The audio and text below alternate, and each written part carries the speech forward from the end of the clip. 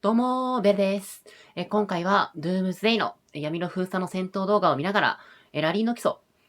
そして少し前に、初頭レイドがあったと思うんですけども、そこで実際に、いろいろ使ってみたり、見て、ランカーが、使ってるヒーローを見て分かったことがあるので、今、ラリーヒーローどうするべきなの、どういう基準で選んでいるのということを、今回語っていこうかなと思います。ぜひ今回の動画が、ラリーヒーロー選びの、参考になれば嬉しいなと思います。ではまず、ラリーの大前提となってくることを、先にお伝えしたいなと思うんですけども、ラリーをしている、すなわち攻撃側です。チェックポイントのラリーの場合は、話は別なんですけども、攻撃側の方が、部隊の死亡率というものは、見張り台だったり、大都市の戦いだと多いです。シェルターへの攻撃も、防衛側は、病院が埋まるまで、すべて負傷になると思うんですけども、攻撃側は全部死亡してしまうので、なので、ラリーを打つ以上は、相手より多くのダメージを与える。ここの前提がまずあります。そのため、サンダーだったり、トムの、回復力だったり、耐久力は非常に高いけども、火力がないヒーローでラリーを打つっていうことは基本的にありません。格上相手に、じゃあトリプルラリーとか打って、あえてターゲット取りのために、トムやライゴロを使って、ラリーを打つことっていうのは、ないとは言わないんですけども、それでもめちゃめちゃレアケースなんですよ。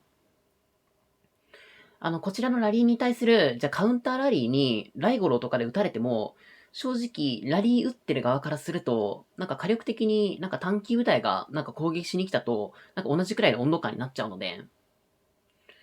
それらを前提として考えたときに、現環境のヒーローで、ちゃんと火力を出す。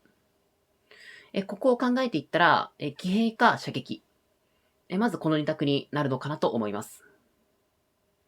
一応例外として、並走が実装される前に、パーツをもうフル完してる、超ハイ課金の、もうトッププレイヤーの人が、第三世代ヒーローのエディとロバートで、撃ってるケースもあったんですけど、今だと、なかなか、歩兵の並走って、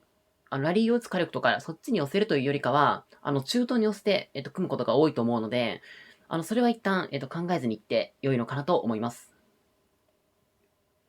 でまた、ラリーを打つ際に、考えるべきことがございまして、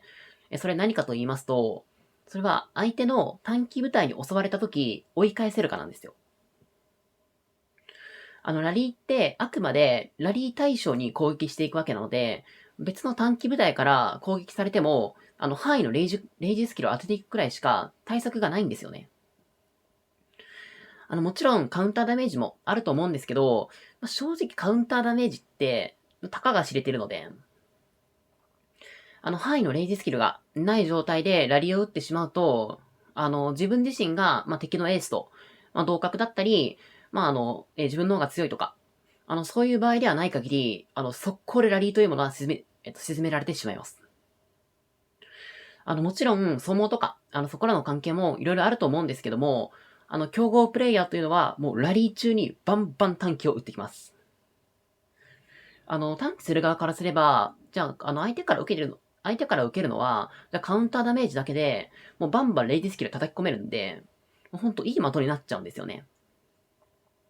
ただ、範囲のレイディスキルを持ってさえすれば、格上から短期されたとしても、よほど格上でない限りは、追い返せるのかなと思います。少し、余談にはなっちゃうんですけども、大体、僕で、相手が7000万くらいの人が、範囲持ちでラリーを打ってるときは、短期で手を出さないので、それくらい本当範囲のレディスキルっていうのは、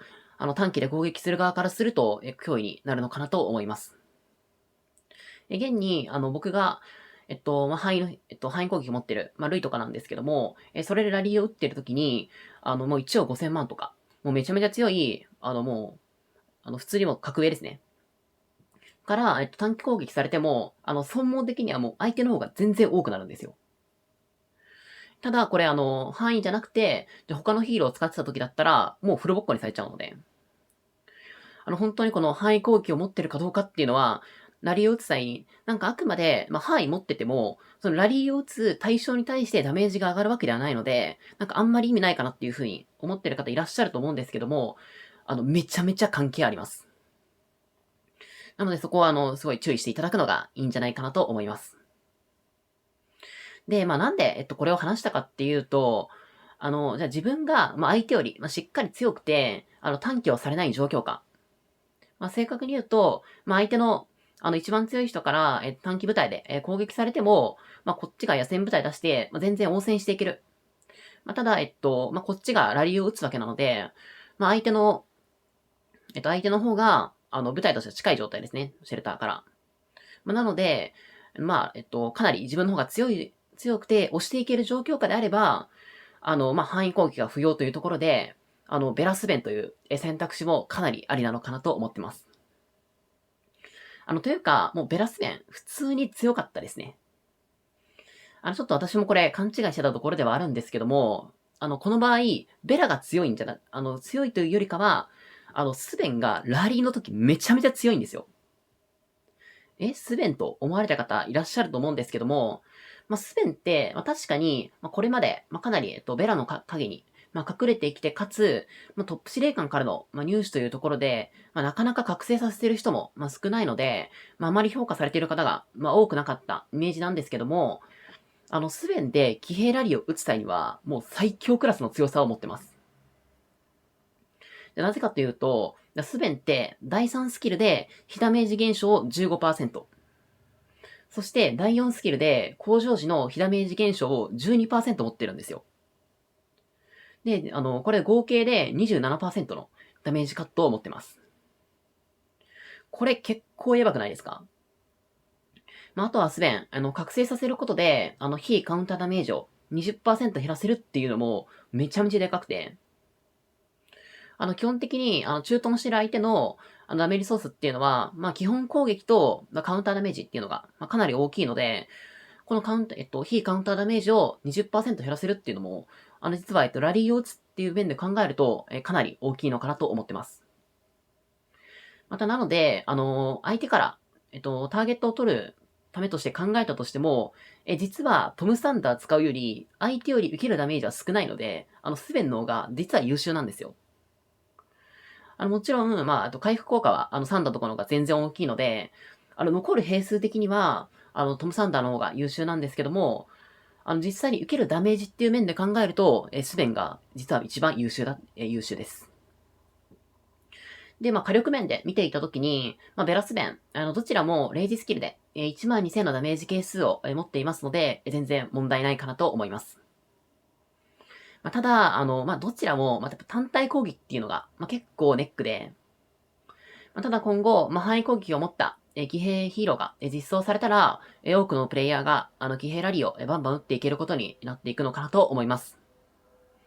ただ、それまでは無理に、ベラスベンを使っていくというよりも、範囲攻撃もあって、もう最強駐屯ヒーローのサンダーに対して、圧倒的なキラー精度を持った、ジョニーを使うことができる、